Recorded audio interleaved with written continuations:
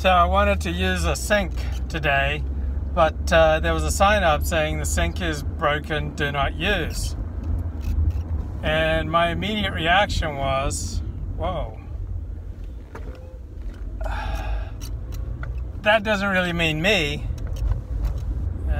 That means everyone else, they shouldn't use the sink, but if I just use the sink to wash my hands, no harm, no foul. But underneath the sign was a message in parentheses, that means you. So, oh boy.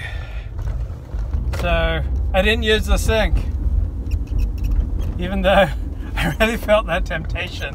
Like, no one was around, I could have used the sink, figured, don't use the sink, that means everyone else, doesn't really apply to me. The ordinary rules don't apply to me. But guess what? The ordinary rules applied to me. So, I wanted to do a video today about the dangers of distracted driving. Like, it's really important that you don't get distracted by your cell phone when you're driving, alright? So, just give your complete attention to the road. It's law in California that you do not touch your cell phone while you're on the road. Okay, even if you're at a red light, you shouldn't touch your cell phone. Driving down the street, shouldn't be reading text messages or chat messages on your cell phone. You shouldn't be distracted when you're driving. That's very dangerous. So I just wanted to do a video about the importance of not getting distracted by making videos while you're driving, because you're not only a danger to yourself, but you're a danger to everybody else. So guys, don't stream and drive. How many people have we lost to streaming and driving? Okay?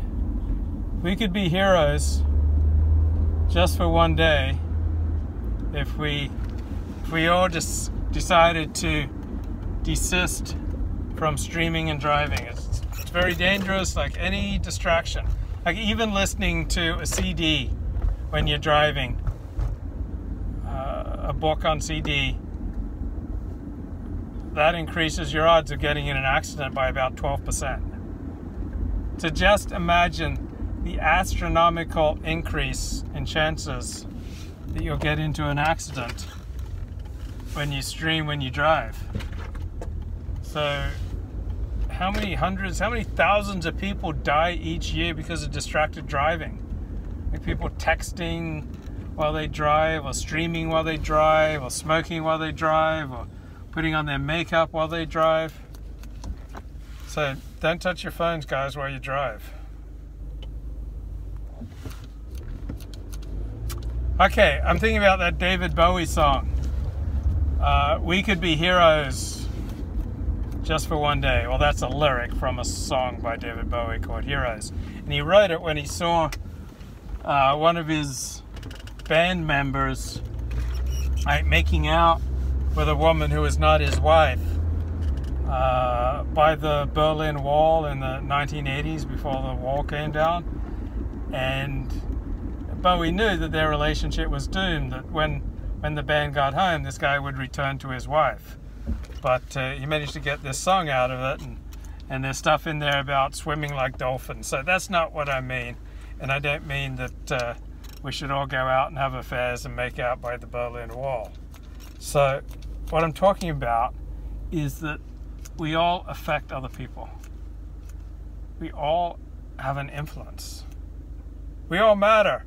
You're all individuals. No, everyone matters. Now, some people have a lot more influence than others, but all of us can be heroic, and all of us have an effect on other people.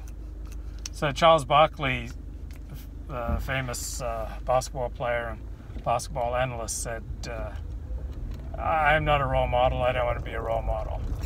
Well, we don't have that choice. We're all role models to somebody. It's just how it is. And pretty much all of us, one time or another, are heroes to somebody. And pretty much all of us have choices to be heroic.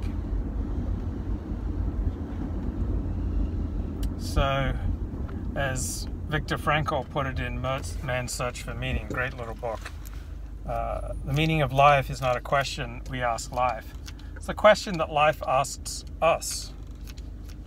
Every hour, often every minute of the waking day, life is asking us questions, and how we respond to that is how we find our meaning. Particularly how we use time when we don't have pressing exigencies. When we carve out spare time, how do we use that time? That defines us, and of course we're going to tend to want to use our spare time at something that we're good at. And then the more time we put into it, the better we get. But we all can be heroes. I remember in my 20s, I was bedridden for 6 years. I was really sick. My life had fallen apart. Constant headaches and weakness. Wasn't able to read for more than about an hour a day maximum. Wasn't able to listen to substantive lectures on CD or books on CD or anything like that. I just basically had to lie there. And even then, I could be heroic. I could desist from complaining. And so I did. I did very little complaining during those 6 years that I was bedridden. I did everything I could to be as little bother to the people around me, the people I was staying with, as possible. So I wasn't constantly asking people for things, to bring me things, to do things for me. I pretty much took care of absolutely everything that I could, even when I was chronically ill. And by contrast, a lot of people, they get a headache and they're just importuning everyone. Oh, could you do this for me? I got a headache. I can't pick up the kids from school. I can't pick up the groceries. I can't clean the kitchen. I can't sweep the floor. I can't vacuum. Could you arrange the angle of the TV for me? So, isn't that Munchausen syndrome, as revealed in that HBO series Sharp Objects, where people cultivate illness because it gives them influence over others.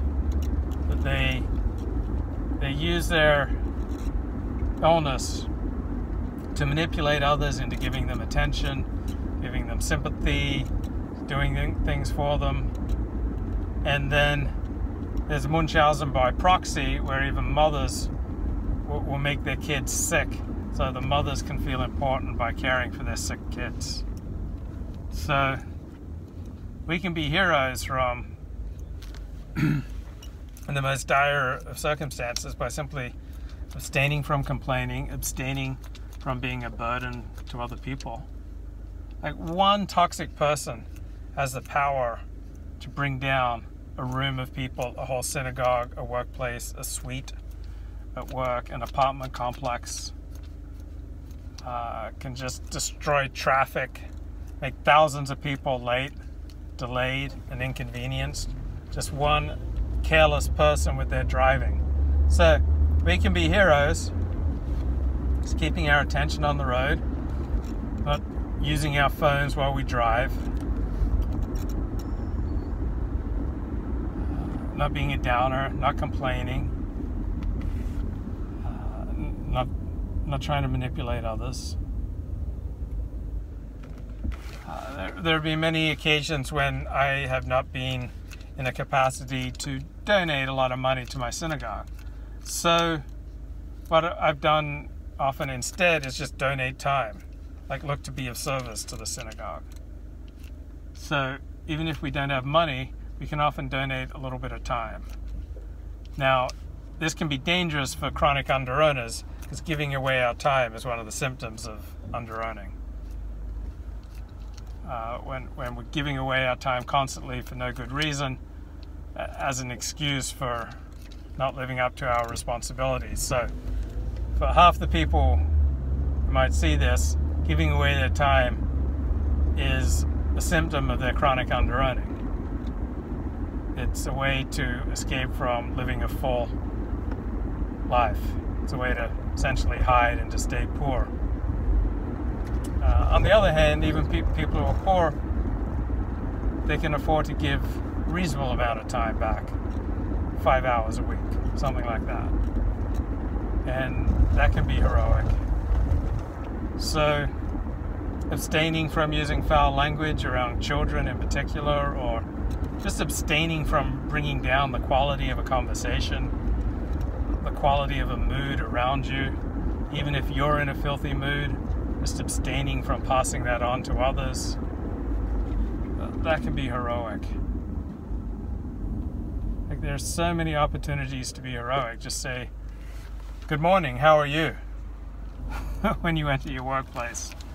And when other people say that to you, you greet them instead of just ignoring them. Okay, so looking people in the eye when you greet them. "Good morning, how are you?" That's a little bit of courtesy. Heroic is probably a little too strong for that type of behavior.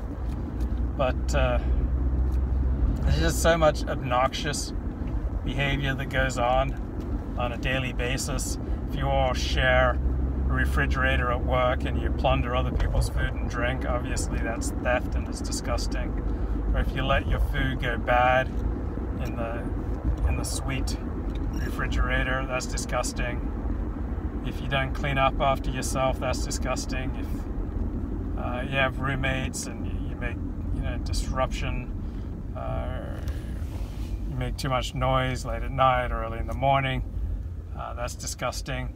Depending on where you park your car, if you just park your car an extra foot or two in front or behind where you normally do, you can often allow space for someone else to park. I think all these little things can be heroic. And if you bathe once a day, that can be an improvement on people who don't. So, what's that saying? Think globally, act locally. There are 100 opportunities to just do little kindnesses or just meet up your responsibilities so that you can avoid being a drag on everyone else. Like if you're in a chat room, don't say anything that you wouldn't say if you're in person. Like a lot of people use chat rooms as an excuse to be a jerk. Okay, that's not heroic.